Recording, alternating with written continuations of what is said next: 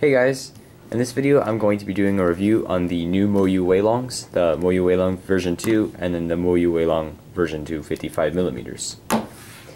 First of all, I just want to say sorry for taking so long to get this review out. I've been pretty busy with basketball, but basketball just ended, and yeah, I should be making more videos now. So I'm going to start by reviewing the 55mm one. I'm calling it, technically it's a 54.5mm cube, but I'm just calling it 55mm because, I mean, there's just no difference at all between the 55mm Anchi and this. So it's just easier to say 55mm, so I'm just going to call it that. So the turning is actually very different from the original Weilong. It has the same kind of deal where as the 55mm Anchi, the pieces look exactly the same, but the feeling is kind of different.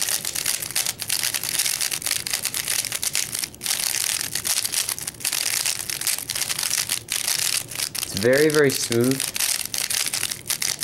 and it doesn't have nearly as much of a clicky noise as the Weilong.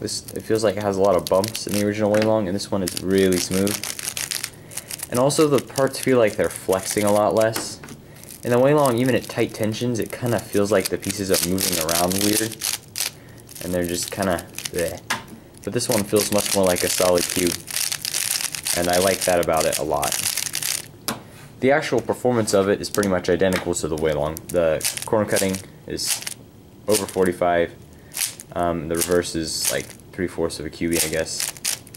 The speed is maybe a little bit slower than the Weilong, but I actually like that much better. It's much easier to control than the original Weilong. I just love how easy it is to control. Because I never actually liked the Weilong. It was too hard to control. And this one really fixes that problem. It does lock up occasionally, either from overshooting or just sometimes it's a little bit too small for my hands. But it's nothing really solve ruining, and I think it's not a big deal. It does not pop, and it does corner twist. That's the really my only complaint with it so far, is that it corner twists fairly regularly. It's been getting worse as time goes on, so I don't know if it's just the break-in process or how I have it set up, but it's just, I can't make it happen, but it just kind of flips a corner with my fingers. So that's really my only complaint about it, though. Otherwise, it's an excellent cube. It may or may not be my main. I'm still having trouble deciding between this and my current main, which is a Fangkun.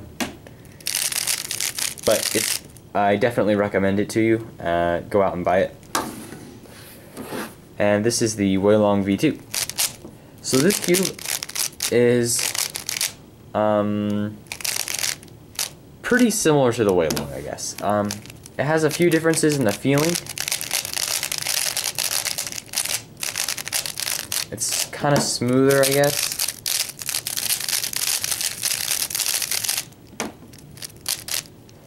But really, it's a lot in performance and even in feeling, really, it's a lot like the Weilong. The corner cutting is the same pretty much. So is the reverse. So there's not really a lot I can say about it. I mean, it's an excellent cube, but really the only difference between the V2 and the original Weilong is that it's a little bit smoother.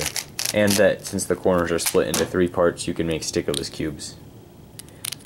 So I would say that while this cube isn't bad, it's probably not worth upgrading from a V1 to a V2. If you're going to choose between the two, I would probably recommend the V2 because I like the smoother feeling and it's a little bit easier to control. But there's really just not a lot I can say about it because it's so incredibly similar to the original Weilong. Tiny differences in feeling, a little bit smoother, kind of a crunch to it, but I mean, it's a Weilong.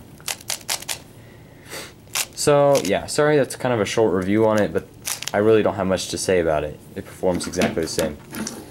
So that's my reviews on the 2 new Weilongs. Thanks a lot to Calvin for sending these cubes to me. I'm really glad I could test them because they're both really great. And yeah, I'll see you guys later.